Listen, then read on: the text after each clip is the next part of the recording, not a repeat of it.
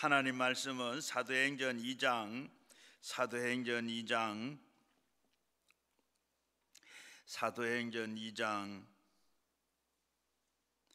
신약성경 188면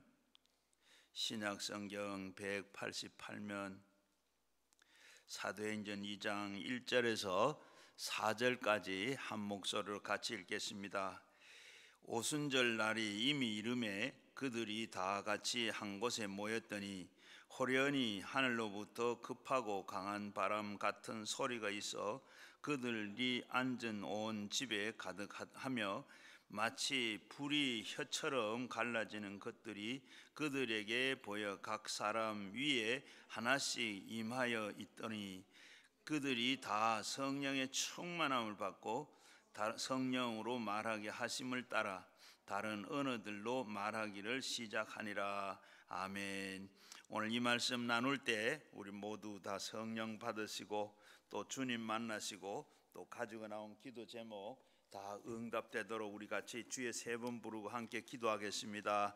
오늘도 잘 오셨습니다. 우리 주님 다 만나시고 성령 받으시고 가지고 나온 기도 제목들 다 응답하고 가시기를 주의 이름으로 축원합니다.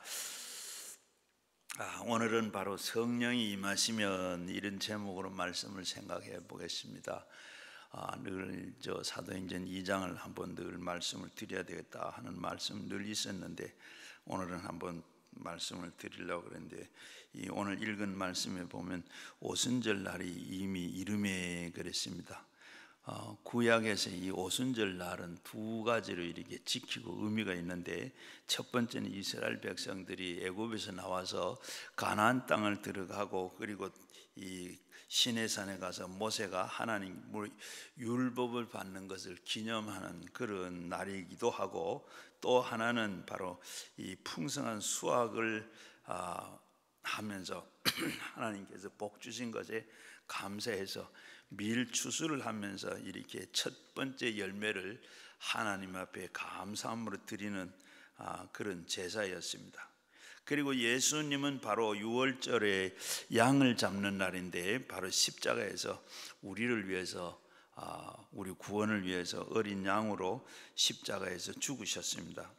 오순절 날은 예수님의 제자들이 또 이 120여명의 제자들이 바로 이 마가 다락방에서 모여서 열심히 기도를 하고 있는데 아침에 그날 오순절 날 아침에 9시쯤 돼가지고 갑자기 하늘부터 급하고 강한 바람 같은 소리가 들려서 보니까 바로 하늘에서 불이 떨어졌는데 이 불이 한 덩어리가 전부 거기에 120명의 머리마다 이렇게 불이 막 임하는 걸 봤어요. 그리고 갈라지고 있고 그리고 그러더니 성령이 충만해지고 바로 성령이 임심에 따라서 다른 언어로 이 말들을 이렇게 다 하고 있는데 그리고 또 그들이 보니까 얼굴이 다 벌개져가지고 벌개지면서 그리고 성령이 충만해졌어요. 그래서 사람들이 술 취한 사람 같다. 그래서 사람들이 저들은 다 세술에 취했다 이렇게 하고 있는데 베드로가 지금 몇 시인데 지금 그런 말을 하느냐, 아침에 9시부터 뭐 술 마시는 사람이 봤느냐. 이들은 술에 취한 것이 아니라 하나님께서 선지자 이 요엘에게 말씀을 전하라고 하는 그 말씀, 바로 말 그대로 성령이 바로 이렇게 충만함을 받았다 이렇게 말을 하고 있습니다. 왜냐하면 하나님은 성령으로 이 땅에 다시 강림하셔야만 하게 됐는가. 그리고 이 부활 후에 50일째 되는 날 오순절 날인데 성령을 주시고 마가 요한의 다락방에 이렇게 다 성령이 주어지고 예수님은 이 보혈로 말미암아 처음 익은 바로 이 열매가 바로 오늘 교회가 시작이 됐습니다. 마가 요한에 들이던 그 방에 바로 성령이 임하자 그 방이 바로 처음 교회로 이렇게 교회가 만들어지게 됐어요. 자, 그러면 첫 번째 오면 급하고 강한 바람 같이 임하는 성령. 성령이 어떻게 임했는가? 먼저 보면 급하고 강한 바람 같은 이 성령이 임했다. 오순절 나는데 급하고 강한 바람처럼 이렇게 성령이 임하게 됐더라. 그리고 그럼 이 성령이 누구냐? 이 성령 강한 바람은 성령님은 누구로 알았냐? 바람은 바로 하나님의 영을 상징합니다. 창세기 여기 보면 급하고 강한 바람 같은 이런 성령은 이때 한 번만 내렸습니다. 그 뒤에는 성령이 역사를 많은데 늘 성령이 그냥 이때처럼 요란스럽게 해서 오시는 게 아니고 그냥 소리 소문도 없이 우리에게도 성령이 다 오셨는데 언제 성령이 오셨는지 여러분 아세요? 모르세요? 그때만 이렇게 급한 강한 바람 소리 같은 게 나고 불이 혀같이 갈라 그때 한 번만 시청각적으로 성령이 이런 거다 하고 처음으로 이렇게 바람같이 보여지고 불같이 보여지고 또 그리 들리. 그러니까 이 성령은 누구냐 하면 바람은 하나님의 영을 상징하고 있는데 창세기 2장 7절에 보게 되면 여호와 하나님이 땅의 흙을 사람을 지으시고 생기를 그 코에 불어 넣으시니 사람이 생명이 된지라. 여기 바로 생기라는 것은 하나님의 숨, 하나님의 호흡 이걸 의미하고 있습니다. 히브리 말로는 우하라고 하는데 바로 하나님께서는 바로 이 아담 하와를 만들고 제일 처음에 하나님의 숨 그리고 하나님의 호흡을 불어넣었어요. 흙으로 하나님께서 아담 하와를 사람을 지으시고 거기에 후 하고 숨을 쉬고 숨으로 불어넣고 그리고 생기를 불어넣었는데 호흡을 했는데 그게 뭐냐 생기가 됐고 그 바로 아담 하와는 생명이 되었다 살아났다고 했습니다. 그래서 하나님의 호흡이나 이 숨은 바로 하나님의 영으로 말하고 있습니다. 에스겔 골짜기에도 이 같은 이 현상이 나타났는데 우리 알죠? 에스겔 37장을 보게 되면 하나님께서 에스겔을 불러가지고 거기에 보니까 많은 마른 뼈들이 다 수북 쌓여 있는데 이 뼈들이 살아나겠느냐? 하나님께서 그렇게 에스겔 보고 물었는데 5절 말씀에 보면 여호와께서 바로 이 마른 뼈들을 보고 말하기를 내가 생기를 너에게 들어가게 하리니 너희가 살아나리라. 바로 그렇게 이 새 뼈가 살아나겠느냐? 그러니까 에스겔이 대답을 못해요. 아닙니다. 할 수 있는데 하나님 체면 때문에 그래 하나님이 다 아십니다. 그렇게 했더니 하나님 그러면 이 마른 뼈들 위에 네가 생기를 들어가게 해라. 그러면서 생기가 들어가니까 어떻게 역시 많은 뼈들이 다 살아났습니다. 바로 여기서도 보게 되면 이 생기는 숨, 호흡, 바람, 영 이렇게 말하고 있는데 마른 뼈들이 하나님의 숨과 그리고 생기가 들어가자 어떻게 되세요? 살아났습니다. 살아나가지고 어떻게 되세요? 큰 군대가 됐더라. 바로 강한 바람이 불었다는 것은 하나님의 성령이 강하게 역사했다는 말입니다. 침체되고 오염된 바로 썩은 공기를 몰아내고 신선한 생명과 공기를 얻기 위해서 깨끗하고 신선한 이 강한 바람을 불어와야 했습니다. 그래서 바람은 새로움을 가져다 줍니다. 바로 이 성령도 바람과 같습니다. 바로 성령 같은 바람이 세상에 꽉 차 있는데 오염되고 침체된 이 공기를 몰아내고 깨끗하고 신선한 공기로 변하게 만들어 줍니다. 이래서 이 세상에 마귀와 귀신들로 오염된 세상입니다.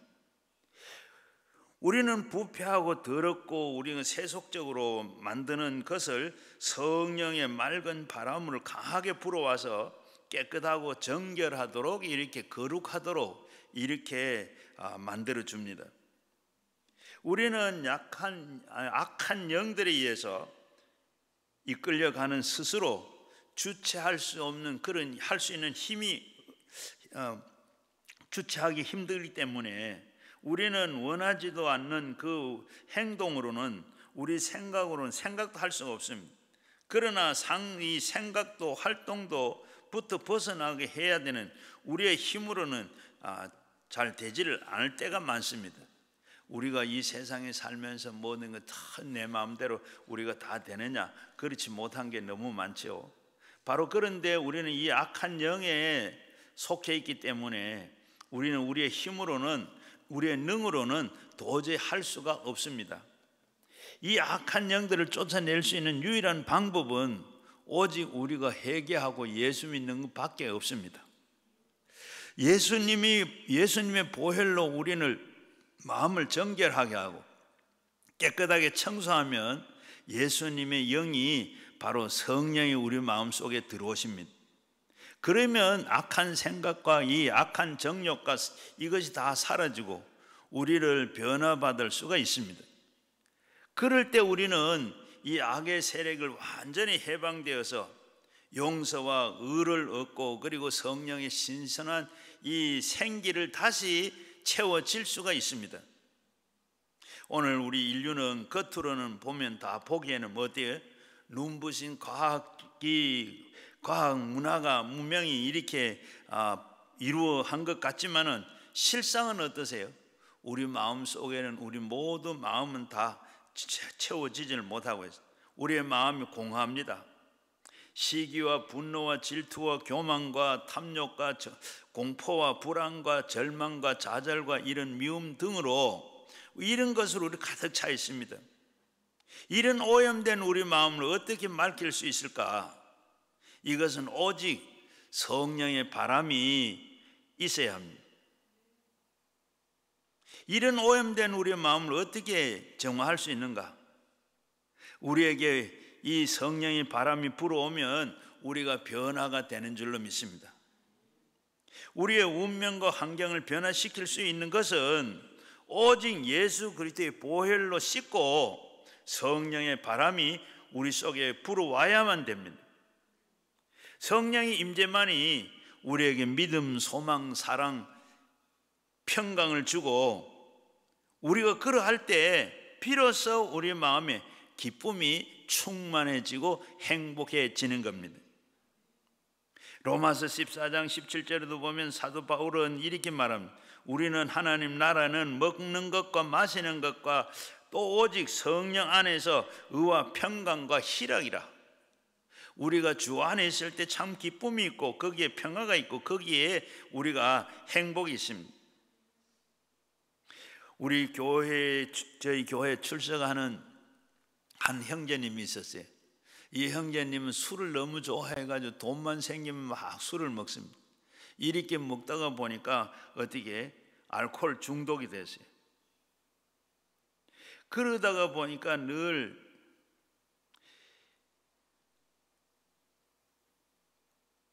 생활이 넉넉하지를 못합니다.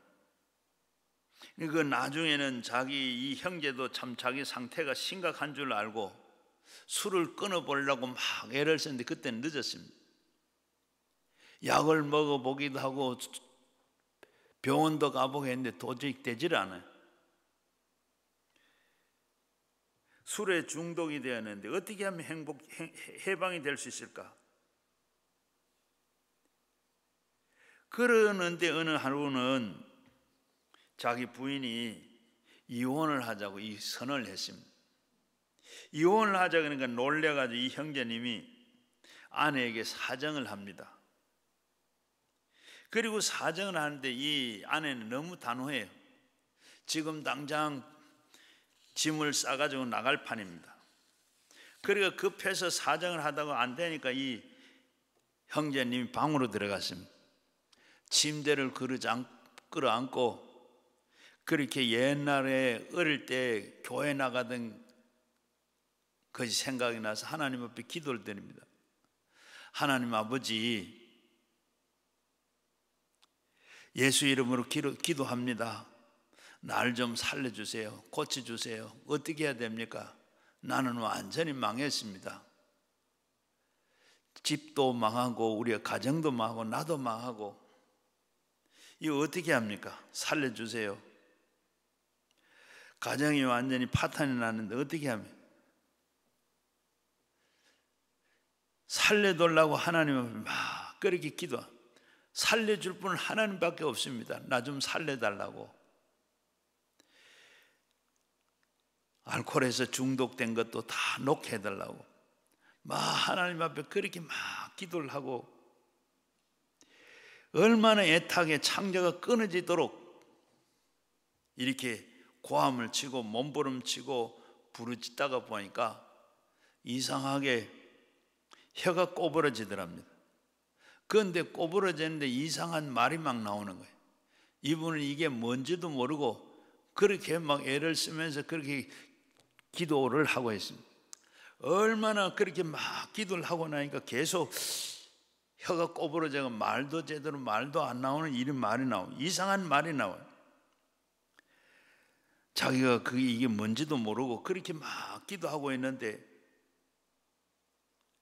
하나님이 그의 죄를 다 사해 주실 뿐만 아니라 성령이 세례가 베풀어졌습니다.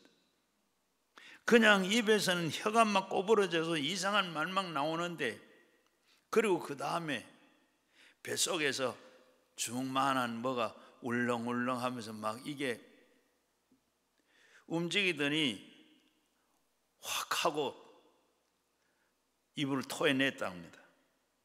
입에서 더러운 침과 그리고 가래가 막 얼마나 나오는지 침대가 젖을 정도로 막 토해냈다는 거예요. 그렇게 토해내고 나니까 그 다음에는 갑자기 자기 영과 마음과 몸이 이제는 살았다. 몸이 가벼워지는 걸 느끼더래. 그런 느낌을 갖고 오랜 세월 동안 그 속에 그를 잡고 있던 알코올 중독 귀신이 성령에서 쫓겨나간 겁니다. 귀신의 바람이 성령의 바람 앞에 쫓겨나가 버린 겁니다.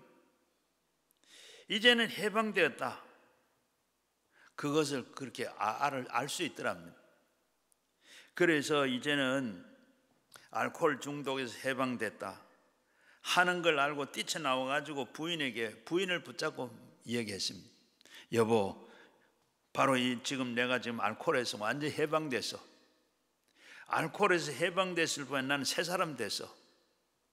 그러니까 부인이 한두 번 거짓말해야 속지. 해방되기는 뭐가 해방돼? 한두 번 지금까지 거짓말해야 그걸 참말 듣지 어떻게 그걸 또 믿느냐. 그러니까 아니야, 내가 기도했는데 막 기도하니까 어떻게 내 속에 있던 것이 튀어나와서 그래서 나는 완전히 알코올에서 해방됐고 나는 완전히 해방된 새 사람 됐어. 이리 며칠만 한번 기다려봐라. 기다리다가 또 내가 술을 먹으면 그때는 사정없이 그냥 가라. 그때는 말 안 한다. 잡지 않는다. 그래서 정말 한번 쏘은 거 한 번 더 쏘고 보자 하고 부인이 참고 기다렸다. 며칠을 더 기다렸는데 정말로 술을 안 먹고 술 안 하다는 사람이 바뀌었대요. 그러면서 저희 교회에 잘 나오고 있습니다. 하나님은 성령이 임하시면 알코올 중독을 가져오는 그 원수 마귀를 쫓아낼 수가 있습니다. 성령의 바람이 마귀의 바람을 쫓아냅니다. 성령의 바람이 역사 없이는 마귀의 바람을 쫓아낼 수가 없습니다. 옛날에 연탄 가스가 밤에 방 안에 채이면 어떻게 돼요? 창문을 열어놔놓고 다 새 바람을 쐬우면 이 가스가 다 날아가는 것처럼 마귀의 바람이 불고 있어도 바로 성령의 바람이 불어오면 개인도 가정도 생활도 사회도 다 새로워지는 줄로 믿습니다. 요한복음 7장 38절 말씀에 보면 나를 믿는 자는 성령의 이름과 같이 내 배에서 생수의 강이 흘러 넘친다. 미국의 플로리다 주에 펜사콜라로 하는 도시가 있는데 그 도시에는 해군 비행장이 있습니다. 그러니까 그 비행장이 있으니까 거기 왕래하는 군인들이 많이 있습니다. 그로 인해 그들을 상대로 해가지고 매춘업이 이 성회가 있고, 그리고 거기에 그 지역에는 동성애자들과 마약 중독하는 자들과 주술로 인한 여러 가지 제약이 만연했다 그럽니다. 그런데 거기에 1995년에 브라운스빌이라고 하는 하나님의 성의 교회가 이 지역에 들어와서 성령 운동을 하기로 있었답니다. 그런데 사람들은 이 브라운스빌 교회에 아침부터 사람들이 교회 들어가기 위해서 줄을 서서 기다리고 있었다 그래요. 그러자 이 도시는 성령으로 변화가 되기 시작을 합니다. 그 결과 많은 범죄자들이 이렇게 회개하고 그리스도께로 돌아옵니다. 그래서 술주전병이들과 마약하는 사람들이 다 이렇게 붐비던 그 거리가 변하기 시작했다. 그래서 1년이 지나고 난 뒤에 이 플로리다 주의 전체 청소년의 범죄율이 1% 증가를 했다 그럽니다. 그런데 이 브라운스빌 이 지역에는 1년 만에 바로 13%나 이렇게 줄어들었다 그래요. 그래서 1년도 안 돼 가지고 이렇게 1년을 지나고 나니까 브라운스빌 그 지역에는 17%로 이렇게 청소년 범죄율이 낮아졌다 그럽니다. 범죄가 탁한 이 공기를 신성한 성령의 맑은 공기로 이렇게 바꾸어졌기 때문입니다. 태풍이 불면 바다가 뒤집혀지고 파도가 쳐서 사람들은 많은 고난을 겪기도 하고 어려움도 당하기도 하고 사람들은 또 두려워하기도 하고 싫어합니다. 그러나 이 태풍이 있어야 자연은 좋은 생태계가 됩니다. 태풍으로 인해서 바다가 완전히 정화됩니다. 태풍이 불면 바다가 완전히 저 깊은 바닷물까지 완전히 뒤집어 놓는다. 그래서 썩은 바다가 이 오염된 강물이 바다로 들어가서 바다도 역시 오염되고 이 썩어간다. 그런데 태풍이 막 한번 치고 나면 완전히 저 바다 깊은 데까지 바다가 뒤집혀져 가지고 그 속에 산소가 계속 들어가서 거기에 많은 물고기들과 해초류와 그리고 이 해조류들이 바로 생기를 얻고 거기에 식물이 살아갈 수 있다 그럽니다. 그래서 우리는 거룩한 이 폭풍과 같은 바람이 불어서서 뒤집어 놓아야 결국은 바다와 새로운 생명이 얻는 것처럼 부패를 막고 재건시킬 능력을 갖게 돼서 유익하게 또 그리고 살기 좋은 세상이 되는 줄로 믿습니다.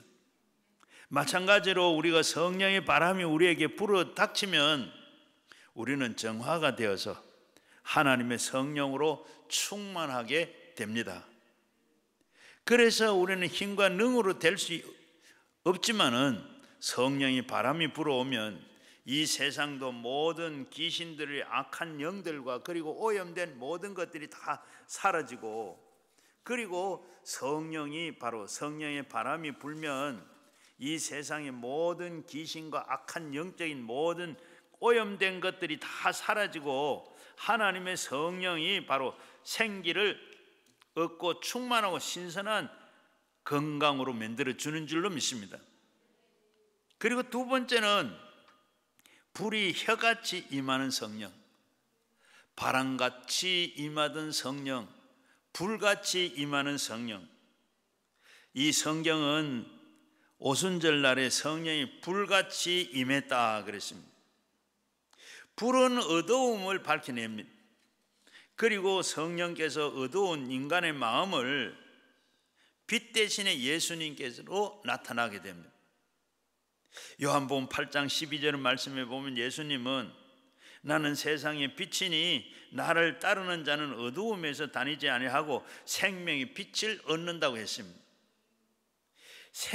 우리가 성령께서 빛으로 예수님이 우리에게 모셔야 합니다. 예수님은 우리 마음속에 들어오시면 어두움에 우리의 마음들이 다 이렇게 밝혀지게 되는 겁니다. 예를 들면 우리가 캄캄한 방에 들어가서 우리가 전기 스위치를 켜면 어떻게 됩니까? 깜깜한 어두움이 삽시간에 순식간에 없어지고 빛이 완전히 밝힙니다. 그런데 어떻게 환하던 그 밤이 다시 스위치를 끄면 어떻게 끄는 순간에 그 밝음은 다 없어지고 어둠이 싹 들어오죠. 빛은 예수님이시고 빛 대신 예수님께서 우리에게 오시면 순간에 마귀는 사라지게 되는 줄로 믿습니다. 그러나 예수님이 떠나시면 어떻게 해요? 떠나자마자 어떻게 해요? 다시 마귀가 들어옵니다. 이러한 것을 우리는 항상 어떻게 알고 예수님을 늘 모시고 예수님과 같이 해야 할 줄로 믿습니다. 마가복음 12장 43절 말씀에 보면 더러운 귀신이 사람에게 나갔다가 어떻게 물 없는 곳을 두루 다니며 살 곳을 찾아봤는데 살 곳도 없고 힘들어. 그래서 다시 옛날 살던 집을 찾아와서 보니까 깨끗하게 청소도 돼 있고 정리도 잘 돼 있는데 아직 빈집이야. 그래서 어떻게 저보다도 더 센 7 귀신을 데리고 와서 처음보다 나중이 더 어려워지더라. 마태복음 12장 43절 이하입니다.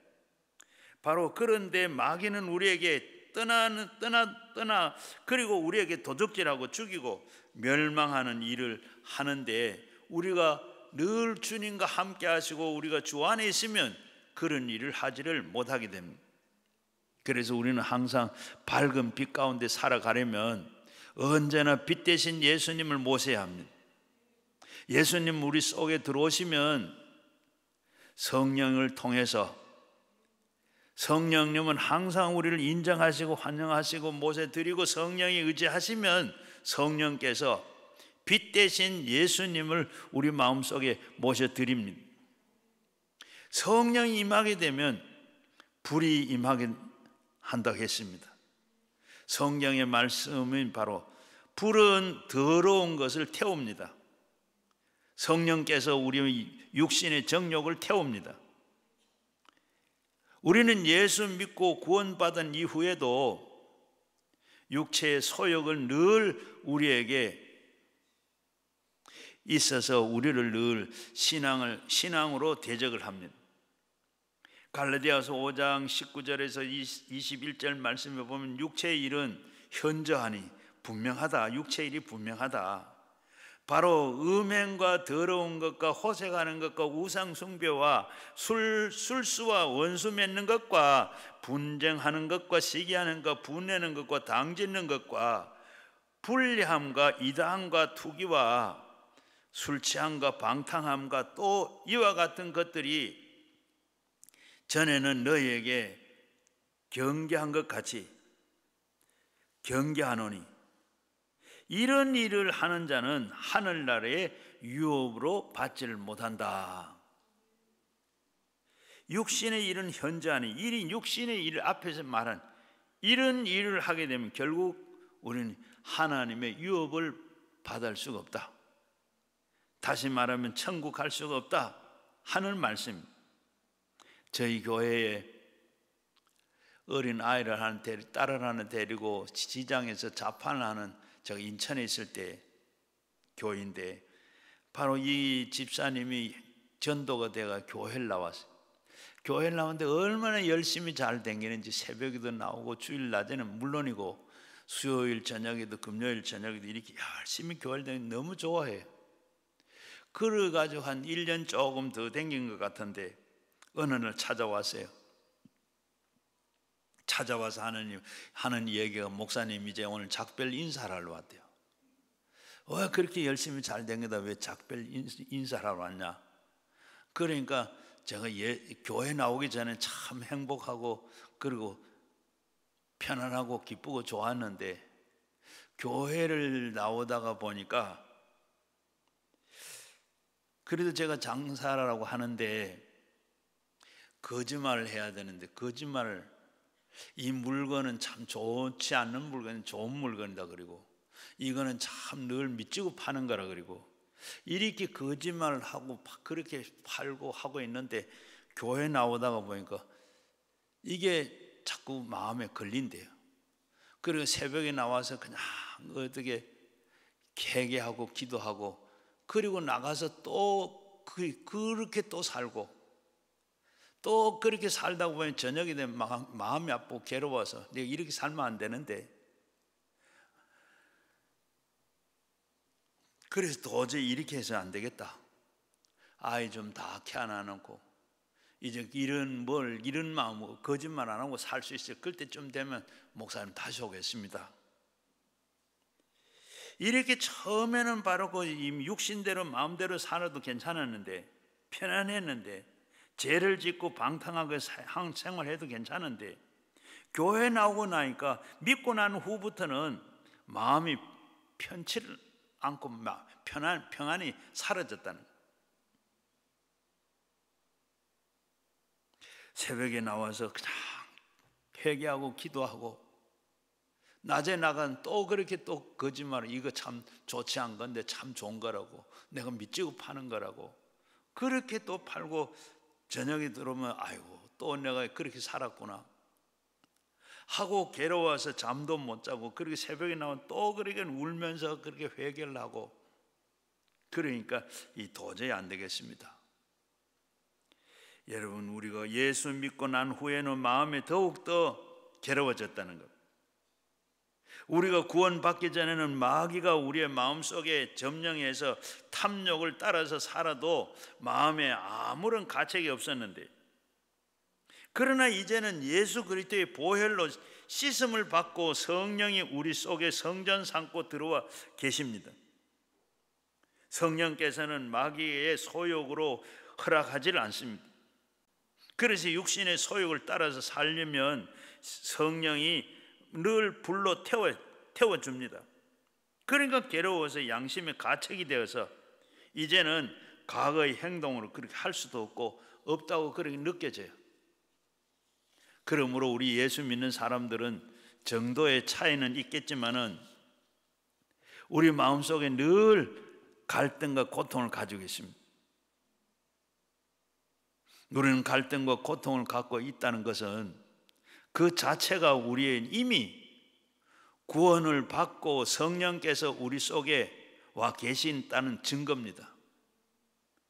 그게 하나도 우리가 죄를 지어도 그냥 방탕한 생활을 해도 그게 마음의 양심에 아무런 가치 느낌이 없다 그러면 안에 성령이 안 계시는 겁니다. 그러면 우리는 이렇게 늘 오히려 더 그러면 어떻게 해야 돼? 기뻐하고 즐거워해야 됩니다. 성령은 바로 육신의 소욕을 불태웁니다. 정욕을 불태웁니다. 성령은 우리에게 오시면 우리의 양심의 가책을 그리고 죄를 짓고 편안하게 줄 수가 없습니다. 잠을 잘 수도 없게 됩니다. 회개를 해야 되고 주님께 통히 자복해야 비로소 어떻게 마음의 평안이 다가오게 되는 겁니다. 성령이 우리 오시면 우리 마음속에 육신의 정욕과 안목의 정욕과 이생의 자랑이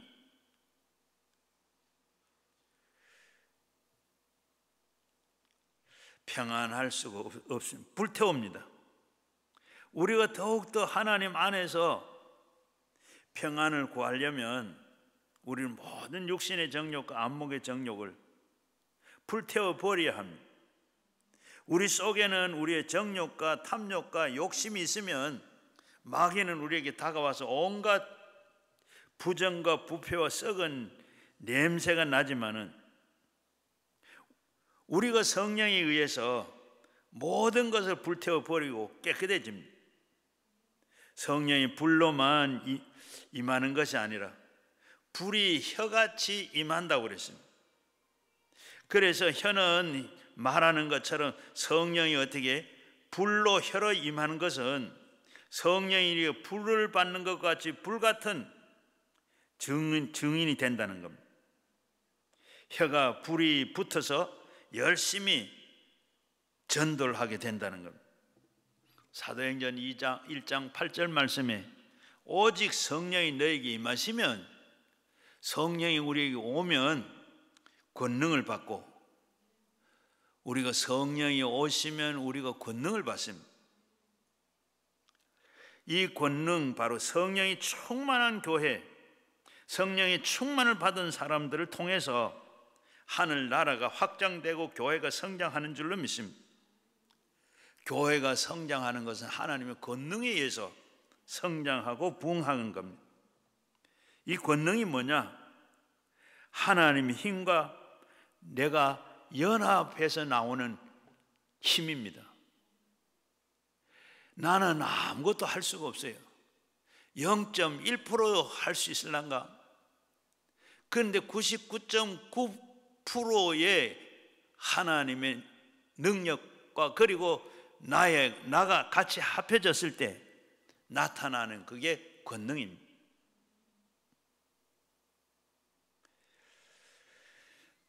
제가 옛날에 학교 다닐 때 대학부 헌신 예배를 드린다 그러면 저보고 기도를 하라 그래서 제가 앞에 나와서 기도를 했어요.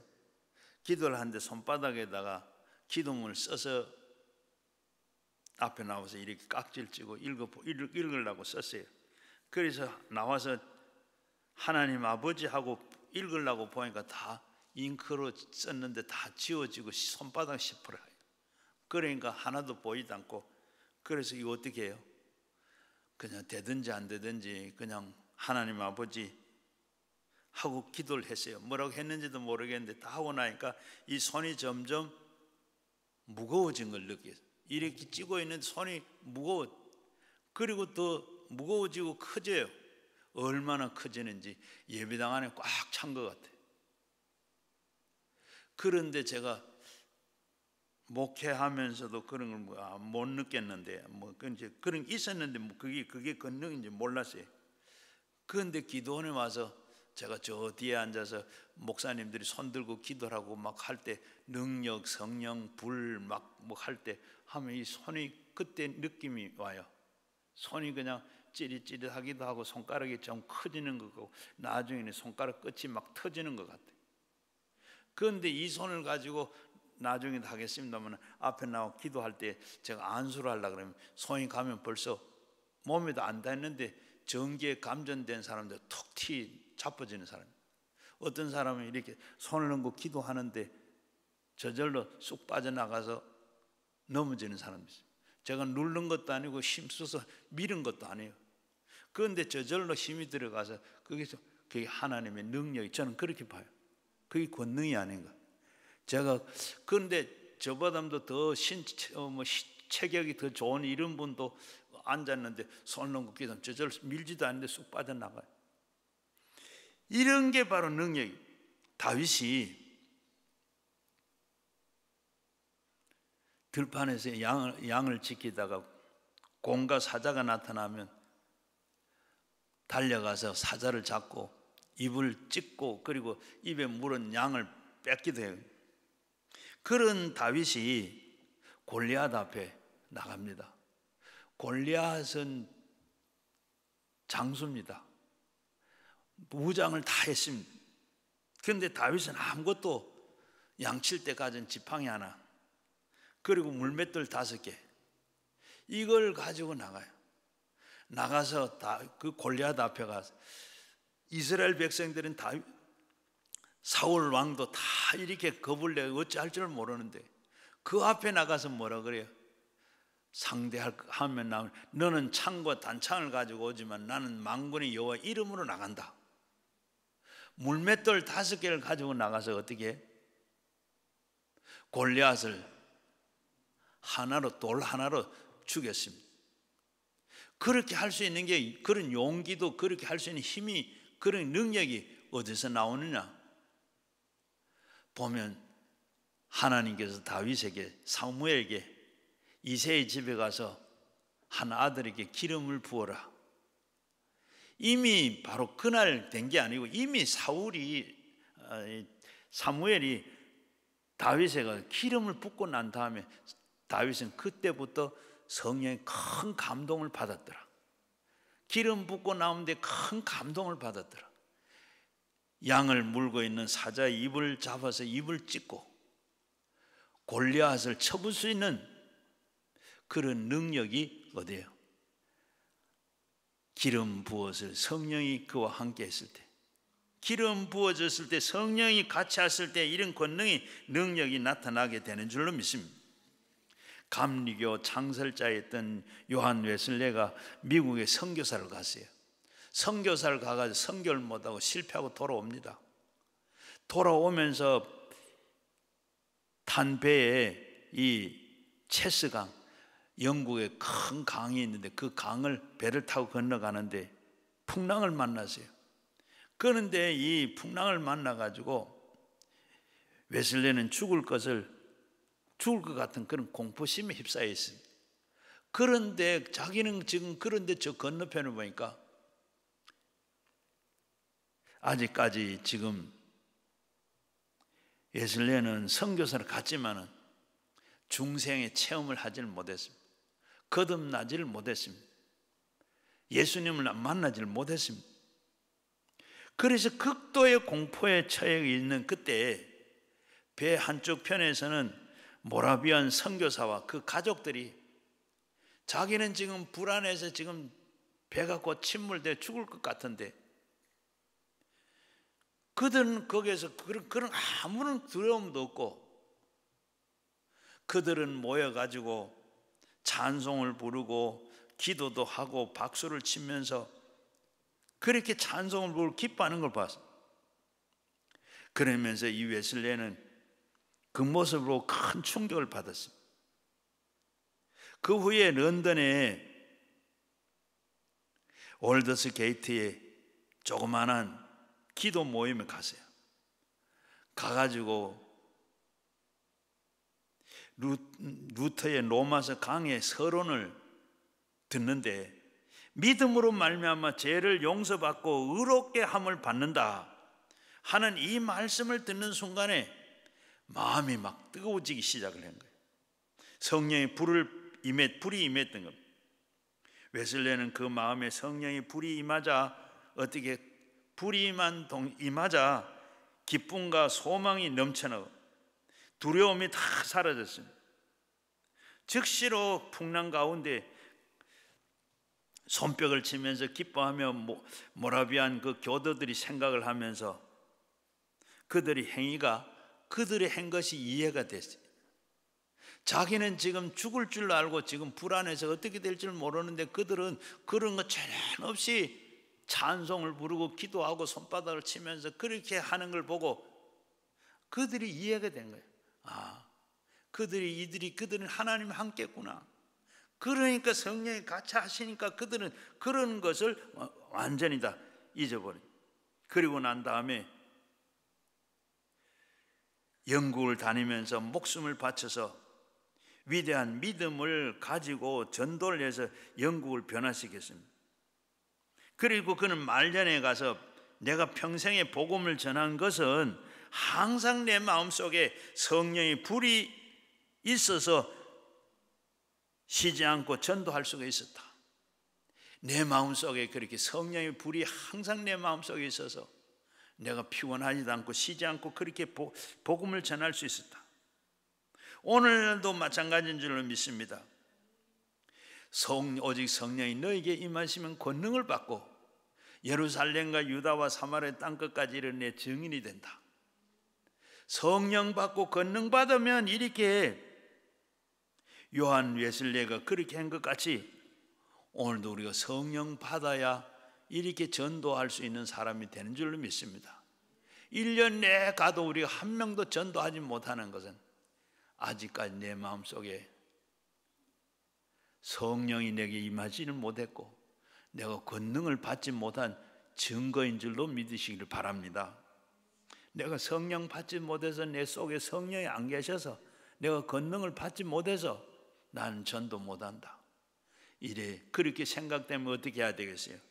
우리는 성령 받고 우리가 늘 권능을 받아야 할 줄로 믿습니다. 그리고 세 번째는 충만함이 임하는 성령입니다.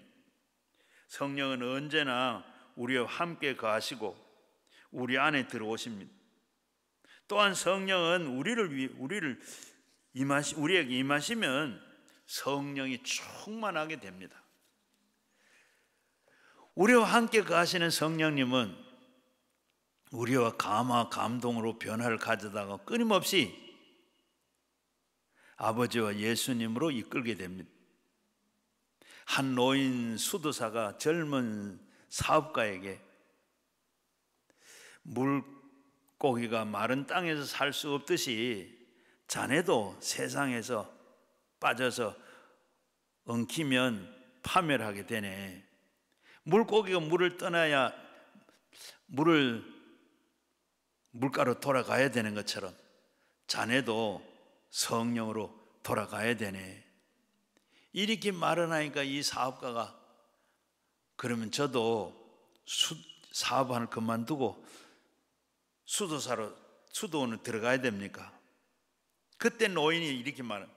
내가 말하는 것은 자네가 사업을 하되 언제나 자네와 함께 하시는 성령이 의식을 해야 한다는 것이야. 늘 성령님을 인정하고 환영하고 모셔드리고 의지하면 성령이 지켜주셔서 세속에 빠지지 않도록 만들어 주실 거야. 늘 우리가 하는 게 뭡니까? 성령을 인정하시고 환영하시고 모셔드리고 그를 의지하고 우리가 늘 그렇게 살 때 성령이 우리와 함께 하시는 줄로 믿습니다. 요한복음 14장 26절 말씀, 보혜사 성령께서는 내 이름으로 보내실 성령, 그가 내게 모든 것을 가르치시고 내가 너희에게 말한 것을 다 생각나게 하시리라. 저는 이 말씀을 참 좋아합니다. 앞에 설 때도 그러고 늘 이 기도라. 성령이 우리를 가르쳐 주시고 생각나게 하시고, 여러분 지금 자녀들에게 이 은혜, 이 은사를 꼭 받아. 여러분도 늘 성령이 가르쳐 주고 생각나고, 그럼 학생들이 시험 치는데 문제가 되겠어요, 안 되겠어요? 문제가 하나도 안 되죠. 생각나, 공부했는 거기 다 생각나는데 그럼 못 쓸 건 뭐 있어요? 또 가르쳐 주신다 그랬어요. 모르는 것은 가르쳐 주면 그 시험 말이 아니죠. 우리가 인생을 사는 데도 마찬가지입니다. 매일같이 여러분 우리 사는 게 그렇잖아요. 시험 치는 것 같아요. 언제 해봤던 거 우리가 또 하는 거 아니잖아요. 어제 했던 거 또 하는 것 같지만 어제 하고는 오늘 또 상황과 환경이 다 다릅니다. 어제 3번 밥 먹은 게 오늘 3번 밥 먹다 똑같은 거, 뭐 메뉴가 똑같은 것도 아니고, 또 우리가 신체도 완전히 신체 리듬이 또 달라요. 또 오늘 어떻게 살았느냐, 기분에 따라서 기분도 어제 기분 똑같은 게 아니잖아요. 그런데 우리 사는 것도 마찬가지입니다. 오늘 사는데 오늘도 한번 어제 이때가 살아본 이 시간은 없었어요. 이 시간은 지나갑니다. 마찬가지로 이렇게 우리가 사는데 오늘 어떻게 살까? 하나님 가르쳐 주시고 생각나게 바르게 살도록 가르쳐 주시면 여러분 바르게 살고 걱정할 거 없을 거 아니잖아요. 아까도 제가 여러분 들었는지 모르겠는데 제가 기도할 때 우리 같이 통성으로 기도합시다 할 때 하나님 오늘도 직접 말씀하시고 가르쳐 주시고 생각나게 해주세요. 제가 기도했잖아요. 늘 저는 이렇게 기도하고 늘 생각, 바로 그래 성령께서 우리는 감동 감화가 있어야 죄악의 수렁에서도 빠지지도 아니하고 이 세상에 살아갈 수도 있는 줄로 믿습니다. 우리는 어디를 가든지 무슨 일을 하든지 성령이 함께 하실 때 언제나 그것을 의식하시고 성령을 인정하시고 환영하시고 모셔드리고 의지하시면 성령님께서 여러분을 지켜주시고 바르게 인도해 주시는 줄로 믿습니다. 항상 우리는 하나님을 생각나게 하고, 그리고 우리는 예수님을 섬기도록 우리 마음속에 늘 감동을 주십니다.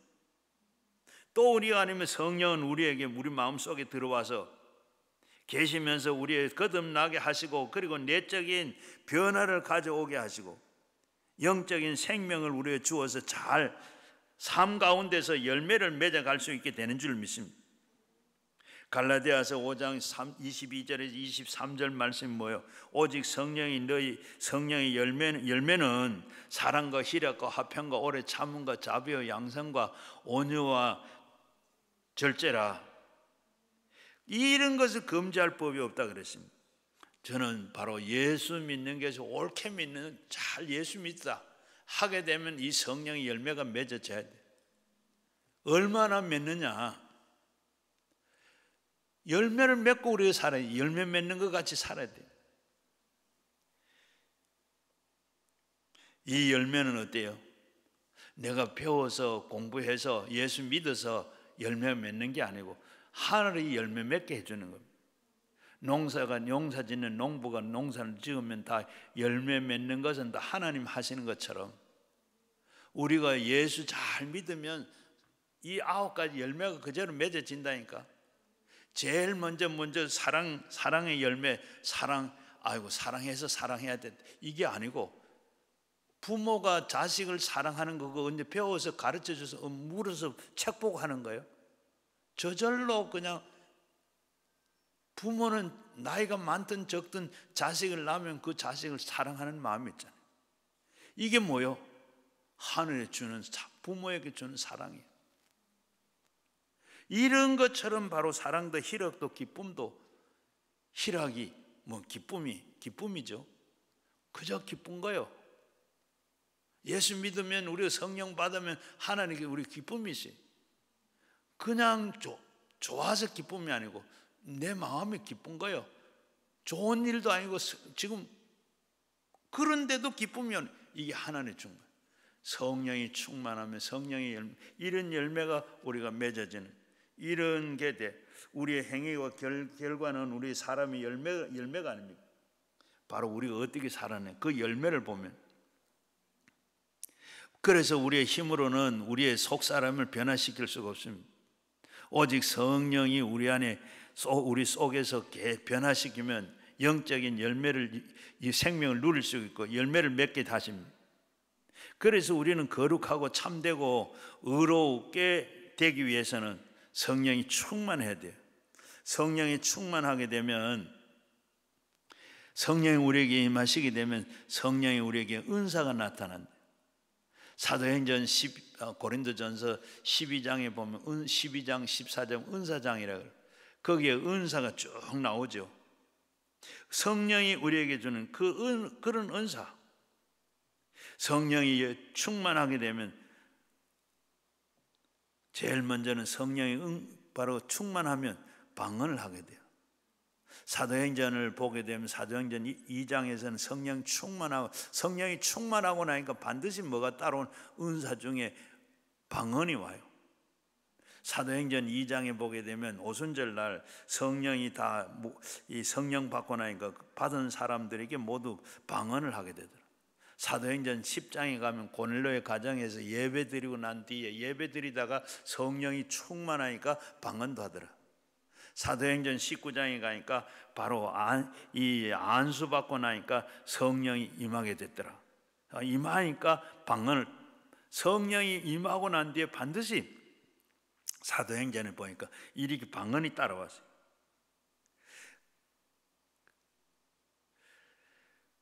각종 방언이, 은사가 있는 12가지 방언이 다 있는데 그 9가지 방언인데 방언이 제일 먼저 그 은사가 딱 따라오는 게 아니고 방언을 하니까 그 다음부터 은사가 쭉 따라오더라. 성령 받고 나는데 지혜 지식 은사가 왔다. 바로 성령 받고 나니까 신유의 은사가 나타났다. 믿음의 은사가 나타났다. 1인 게 아니고 방언을 하고 나니까 그 함께 쭉 따라오더라. 예, 그리고 이 로마서 12장 6절 이하에 보게 되면 또한 성령이 우리에게 오시면 어떻게 각자에게 직분을 줘요. 우리에게 주시는 은사대로 받은 은사가 각각 다르다. 예언의 은사, 그리고 예언의 은사가 있으면 믿음의 분량대로, 혹은 섬기는 일이면 섬기는 일로, 혹은 가르치는 자이면 가르치는 일로, 혹은 권위하는 자이면 권위하는 일로, 구제하는 자는 성실함으로, 다스린 자에게는 부지런함과 긍휼을 베푸는 자는 즐거움으로 이렇게 할 것이라. 그리고 네 번째는 다른 방언을 말하더라. 다른 방언으로 하시는 성령입니다. 마가 요한의 다락방에서 모인 사람들이 모두가 다 바람같이 불같이 오는 성령을 체험한 후에 충만하게 받았는데 다 다른 방언으로 말하기 시작했더라. 오늘 읽은 말씀에 그들은 성령을 받고 나니까 다 바람 같은 성령, 불 같은 성령을 받고 나니까 그 다음에 거기에 모이는 사람 15개 나라 사람들이 모였어요. 그런데 모두가 다 어떻게 방언을 했더라. 다른 언어로 말을 하기 시작했더라. 실제로 우리는 성령을 받으면 방언을 말하게 됩니다. 바로 성령 받았다는 바로 이 표시로 보증을 합니다. 그래서 고린도전서 14장 18절에 보게 되면 바울은 내가 너희의 모든 사람보다 방언을 더 말함으로 하나님께 감사하노라. 바울은 바로 이게 다른 사람보다 방언을 말한 것을 감사했다 그랬습니다. 방언은 바로 이 성령 받으니까 앞에서 말씀드린 대로 바로 방언을 하게 됐더라. 사도행전 2장에도 10장에도 그리고 19장에도 이렇게 성령 받고 나니까 방언을 했어요. 그런데 방언을 하게 되면 이 방언은 두 가지가 있습니다. 성경에 보게 사도행전에 보게 되면 방언이 두 가지 방언이 있는데, 먼저는 알아듣는 방언이 있고 알아듣지 못하는 방언이 있어요. 오늘 여기에 새로운 언어로 말했더라. 여기에 방언했는데는 전부 다 알아들었습니다. 지금 저 15개 나라 사람들이 모였는데 서로 알아들었다. 방언을 다 각기 나라 말로 했는데 다 알아듣더라. 사도행전 2장에서 나오는 이 방언은 다 알아듣는 방언. 아까 성령 받는데도 보지 못했던 걸 그날 본 거죠. 불이 향한 것도 그 바람이 부는 것도 느낀 걸 다른 데는 없어요. 그렇게 성령이 다른 데는 조용하게 여기만 시청각적으로 이렇게 막 요란스럽게 오는 걸 보여주고 했는데, 바로 역시도 그때 거기에 사도행전 2장에서는 새 언어로 말을 했더라. 여기에 새 방언을 말했는데 이때는 다 서로가 알아듣는 방언을 했어요. 이 방언을 오순절 방언이라고. 그럼 지금 여러분들 중에 방언하는 분 계시죠? 방언하는데 알아들어요, 못 알아들어요? 알아듣지 못합니다. 이 방언은 고린도 방언이라고 그래요. 고린도 12장 14장에 나온 은사 중에 나오는 그 방언인데, 그 후에 사도행전 2장에 한번 알아들었는데 그 후에 방언은 알아듣는 데가 없어요. 알아듣지 못한 방언. 그러면 그런 사람 알아듣지도 못하는 방언 뭐 하려고 하느냐 하는 사람이 있는데, 그건 아주 오만하고 교만한 사람. 하나님이 주시는 방언인데, 하나님 주시는데 왜 하고 안 하고 어떻게 해요? 하나님이 주시는 방언인데 왜 우리가 방언을 하는데 알아듣지 못하느냐? 고린도전서 4장 12절 말씀에 보면 방언을 말하는 자는 사람에게 하지 아니하고 하나님께 하나니, 이는 알아듣는 이가 없고 그 영어의 비밀을 말함이라. 우리가 하는, 알아듣지 못하는 지금 우리가 하는 이 방언은 뭐예요? 사람에게 하는 기도가 아니고 하나님께 하는 기도라. 하나님께 하는 기도인데 사람의 영이 하나님의 영과 같이 기도하는 거예요. 영이 기도하는 거예요. 영의 비밀로 한다 그랬습니다. 바로 비밀로 하기 때문에 이건 귀신도 알아듣지를 못해요. 바로 사람에게 하지 않고 하나님께 하기 때문에 알아듣지를 못한다. 하나님의 영과 내 영이 바로 기도하고 있습니다. 그래서 이거를 영언이라고 그래요. 알아듣지를 못한다. 그런데 알아듣지도 못한 왜 이렇게 1인 방언을 하게 하느냐. 이사야서 28장 12절, 11절, 12절을 보게 되면 전에 그들에게 이르기를 이것들은 너에게 안식이요 이것은 너에게 상쾌함이니 바로 공고한 자에게 안식을 주려 하셨으나 그들은 듣지 아니하였으므로 그랬습니다.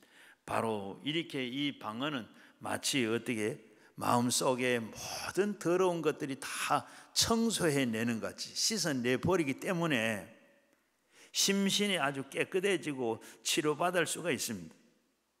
그래서 안식이라 상쾌함이 오는데 성경에는 너희의 곤배한 자에게 안식을 말하고 있어요.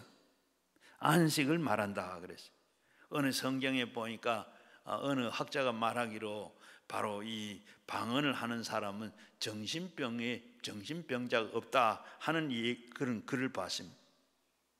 바로 이 하게 하기 위해서 알아듣지 못하는 방언을 하게 한 안식을 주고 상쾌함을 주기 위해 우리가 공고하고 사는데 얼마나 힘들고 피곤해요. 그런데 우리가 기도해서 하나님 앞에 공고함을 안식을 주고 피곤함을 없애. 여러분들이 방언 기도를 하신 분들 한번 생각해 보세요. 뭐 알아듣지도 못해 실컷 했는데 하고 나니까 뭐요? 기분이 좋잖아요. 기분이 나쁘던가요? 그냥 모르는데 아주 상쾌한 그런 게 있습니다. 그리고 또 방언은 성령이 우리에게 영으로 더불어서 하나님께 기도하고 만드시고 그리고 은사입니다. 그리고 방언 기도는 우리가 기도를 더욱더 풍성하게 합니다.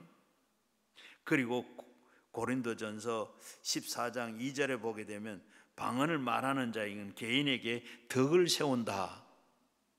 방언을 하게 되면 개인에게 알지도 못하는 덕을 세운다.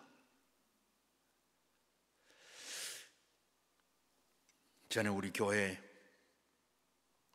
구역장이 한 했는 일인데 저희 구역에는 옛날에 제가 목회할 때는 바로 금요일이 되면 구역 예배를 드리는데 아침에 구역장들을 10시에 다 모아가지고 구역 예배를 미리 드릴 교환 공부를 시킵니다. 예배를 다 할 걸 먼저 미리 1시간 전에 와서 다 예배하고 이렇게 준비를 하고 그리고 구역으로 가요. 그런데 이제 용산에 사는 권사님이 바로 이 구역장 공부를 하려고 막 아침에 나왔어요. 그래 집을 나와서 얼마 좀 왔는데 입에서 자꾸 방언 기도가 나오는 거예요. 방언 기도로 막 나와서 안 하려고 해도 자꾸 나와. 그래서 길을 가다가 기도를 하는데 기도할 수도 그때 무슨 말씀이 생각나는가 로마서 8장 26절 말씀에 성령은 빌바를 알지 못하서 깊이 탄식하느니라. 나는 내가 기도해야 되는데 성령이 내가 기도 안 하고 있으니까 아주 탄식하더라. 그래서 기도해야 되는구나. 그 말씀이 생각나서 기도하다가 교회를 가다가 지금 어디가 앉아 기도할 때도 없고 그래서 슈퍼마켓 앞에 의자가 하나 있는데 거기 앉아서 기도를 했대요. 앉아서 막 방언 기도를 막 한참 했는데 한참 하다 보니까 어떻게 사람들이 웅성웅성 소리가 들려. 그래서 눈을 떠보니까 사람들이 삐익 둘러서 이 여자 참 이상한 여자다 미친 여자 아니냐 하고 막 그래. 그래서 겁이 나가 놀래가지고 후닥닥 그냥 가방을 들고 교회를 달려왔어요. 교회 달려오니까 바로 공부를 하고 있는 중간쯤 그때 왔어요. 늦었어요. 그러니까 구역이 다 끝내고 구역으로 가서 예배를 다 드리고 집으로 갔어요.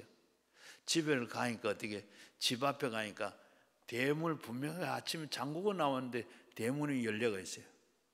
그래가 이거 큰일 났다 놀래가지고 막 쫓아서 문을 열고 들어가 보니까 저 마루에서부터 시작한 마당으로 전부 다 이런 저런 옷가지들도 내리고 넥타이도 막 던져져 있고 아이고 큰일 났네 이제 난 죽었다. 안 그래도 지금 남편이 경찰관인데 교회 가지 말라고 맨날 하는데 교회 갔다고 또 오늘 내가 이제 큰일 났다, 맞아 죽겠다. 왜? 저 농장 밑에 있잖아, 다 뭐 있잖아요. 그 이 권사님도 농장 밑에다가 뭐 돈도 그리고 뭐 같은 거 보석물 같은 걸 갖다 너 뒀는데 이거 다 가져갔으면 이제 난리 났잖아요. 그래 보면 방에 마루에 올라서니까 방은 막 이불도 다 막 이리저리 다 그냥 온 방이 막 전신 다 와가 다 뒤지고 갔어요. 그런데 이제 죽었다 큰일 났다.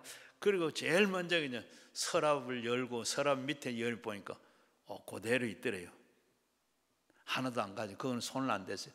그리고 하나님 앞에 그렇게 방언 기도하니까 뭐예요? 빌바를 알면 성령이 탄생한. 너는 지금 도둑 들어왔는데 지금 그것도 모르고 지금 교회 간다고 막 하고 있느냐? 성령의 그 기도를 시킨 방언 기도하니까 어떻게 그 도적의 눈을 다 감게 만드는 겁니다. 그래서 아무 일이 없었어요. 성령께서 방언 기도하면 어떻게 해요? 우리에게 다 유익하게 개인에게 덕을 세운다. 덕도 되고 덕도 되죠. 이렇게 다 성령께서 이렇게 하죠. 그리고 우리가 늘 성령 받으면 우리가 말을 잘해야 돼요. 성령 받으면 말을 잘하게 만듭니다. 우리가 말이라는 게 어떻게 해요? 그냥 성령 받고 나면 우리가 말을 늘 부정적으로 하던 말을 좋은 말, 옳은 말만 하게 되는 거예요. 바로 이렇게 보면 이 성령 받고 나면 우리가 늘 바른 말을 하게 되고 그러는데 이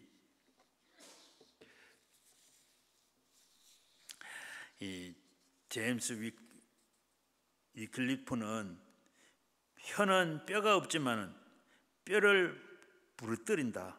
혀는 뼈가 없지만 뼈를 부러뜨린다. 그리고 아메리카 인디언들의 속담 가운데는 당신이 생각하고 있는 것을 10,000번 이상 말을 하면 당신이 그렇게 된다. 또 그리고 빌리그람 목사는 성공한 사람은 3가지 말을 안 한다. 없다, 잃었다, 한계가 있다. 이 말 대신에 언제나 어떻게 있다, 찾았다, 할 수 있다. 이런 말을 한다는 겁니다. 우리의 입은 말하는 것에 따라서 성공할 수도 있고 실패를 할 수도 있습니다. 또 우리가 입으로 말하는 것은 병이 걸리기도 하지만 병을 낫게도 합니다. 사랑과 축복이 담긴 말은 사람을 변화시키고 환경을 변화시킵니다. 그래서 우리는 어떠한 형편에 처하든지 불평이나 저주하는 말을 해서는 안 되고, 그럴 때일수록 우리는 어떻게 천국 언어로 축복과 사랑의 말을 하면 성령께서 그 혀를 통해서 기적을 베풀고 역사하게 되는 줄로 믿습니다. 그리고 우리의 입은 말이 나가서 그것이 바로 우리 운명을 창조합니다. 죽은 지 나흘이 된 나사로의 무덤에 가서 예수님은 나사로가 나오느라, 그러니까 나사로가 살아나왔어요. 죽은 야이로의 딸의 집에 가서 사람들이 다 죽었다 그러는데 예수님은 죽었다 하지 않고 잔다고 했어요. 달리다곰 소녀 일어나거라. 소녀가 일어났어요. 요한복음 5장에 보게 되면 베데스다 연못가에 많은 사람들이 행각에 누워 있어요. 그곳에 예수님이 찾아가서 38년 된 병자를 보고 네가 낫고자 하느냐 물으니까 이 38년 된 중풍병자가 뭐래요? 내가 지금 물이 동할 때 가려고 하면 벌써 사람들이 다 들어갔다가 다 나옵니다. 그런데 나는 안 됩니다. 그런데 예수님께 가서 네 상을 들고 일어나 걸어라. 네 침대를 들고 일어나 걸어라. 38년 된 병자가 안 된다 하는 이 병자에게 예수님이 일어나 걸어라 그러니 일어나 걸었어요. 그 뒤에 보게 되면 성경 말씀에 보면 네가 참 이제는 다시는 그런 죄를 짓지 말아라. 죄를 지어서 그렇게 됐다고 그러는데, 오늘 늘 우리는 이렇게 좋은 말을 쓸 때 바로 새로운 역사가 나타나게 되는 줄로 믿습니다. 우리는 혀같이 바로 우리 각자에게 임하는 더러운 태도는 단 능력을 주시는데, 우리는 성령 충만해서 생명을 얻게 되는 그 놀라운 역사를 알고 좋은 말, 긍정적이고 적극적이고 생산적인 신앙적인 믿음이 천국의 방언을 하는 여러분 꼭 되셔서 바로 여러분의 삶이 성공적이고 성공하시고 행복한 여러분 되시기를 주의 이름으로 축원합니다. 성령 받고 성령이 인도한 대로 성령 따라서 살아서 늘 성공하는 여러분 모두가 되시기를 주의 이름으로 축원합니다. 우리가 말씀을 생각하면서 가지고 나온 기도 제목과 함께 우리 주여 3번 부르시고 함께 기도하겠습니다. 주여